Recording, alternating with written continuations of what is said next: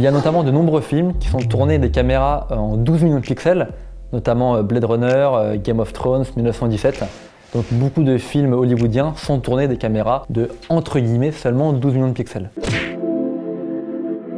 Bonjour, je m'appelle Bertrand Bernager et je suis ambassadeur Sony. J'ai 20 ans et je suis actuellement étudiant en école de photo et à côté photographe d'architecture et photographe de rue. Alors le Sony Alpha 7S Mark III est à la fois un appareil dédié pour la vidéo et pour la photo, il est vraiment très polyvalent. Alors le Sony Alpha 7S Mark III introduit de nombreuses nouveautés ergonomiques. On a notamment un nouvel écran orientable tactile, on a une poignée qui est plus large et plus épaisse, on a des boutons qui sont entièrement nouveaux, on a un boîtier qui est plus solide, des nouveaux menus, un nouveau viseur, donc il est vraiment très complet. C'est une évolution ergonomique très importante par rapport à l'Alpha 7S Mark II. On a vraiment un produit qui est très résistant, tropicalisé et vraiment endurant. On peut envisager de faire un film uniquement avec le Sony Alpha 7S Mark III. C'est vraiment un appareil photo qui offre des possibilités aux professionnels de l'image de pouvoir tourner des films entièrement à la 7S III ou bien de travailler à la fois avec des caméras type Venice et d'avoir à côté un Alpha 7S Mark III. Mais ça peut être également un boîtier qu'on va utiliser soit en boîtier secondaire sur un tournage de film ou alors on peut très bien l'utiliser en boîtier principal. L'Alpha 7S Mark III offre vraiment des possibilités en 4K avec 4K All Intra, 4K 120p, du RAW, de 10 bits pour vraiment travailler de façon performante en caméra principale. Alors aujourd'hui, le Sony Alpha 7S Mark III a le surnom d'être le king de la 4K et notamment le king de la nuit car c'est un boîtier qui va monter jusqu'à 409 000 ISO et grâce à son capteur de 12 millions de pixels, on peut avoir un rendu qui va être très peu bruité même en montant à 50 000 ou 100 000 ISO. Car comme on a peu de pixels, on va avoir beaucoup moins de problèmes à monter en ISO, on va avoir un rendu qui va être très performant avec peu de bruit. En étalonnant, ça va vraiment être impeccable et vraiment avoir 12 millions de pixels, c'est un avantage en vidéo. Et même en photo, ça va pas être contraignant car notamment quand on est photographe d'astrophoto, on est photographe de concerts, d'événements de nuit, on ne sert que 12 millions de pixels, mais on va avoir un rendu qui va être très peu bruité, donc on va pouvoir beaucoup monter en ISO même quand on n'a pas de lumière par exemple. Il y a notamment de nombreux films qui sont tournés des caméras en 12 millions de pixels, notamment Blade Runner, Game of Thrones, 1917. Donc beaucoup de films hollywoodiens sont tournés des caméras de, entre guillemets, seulement 12 millions de pixels.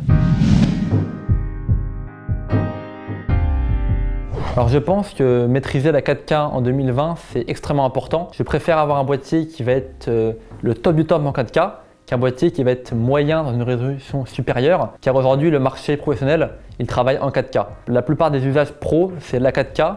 Je pense qu'aujourd'hui le marché est mature sur cette résolution. Donc effectivement avoir un boîtier qui gère tout ce qui est possible en 4K c'est génial parce que là on a un boîtier qui n'a pas de compromis sur la 4K. C'est vraiment le roi de la 4K, on peut tout faire à 4K. Il y a tous les modes, il n'y a pas de limite.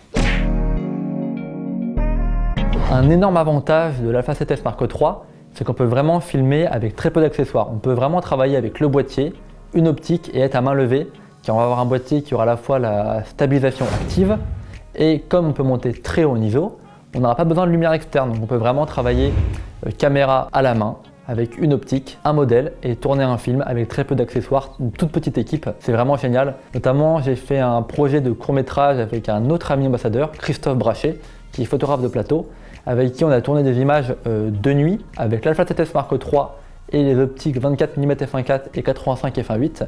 On avait le boîtier, les deux optiques, un modèle et Paris la nuit. Et on n'avait ni trépied, ni éclairage, ni aucune équipe.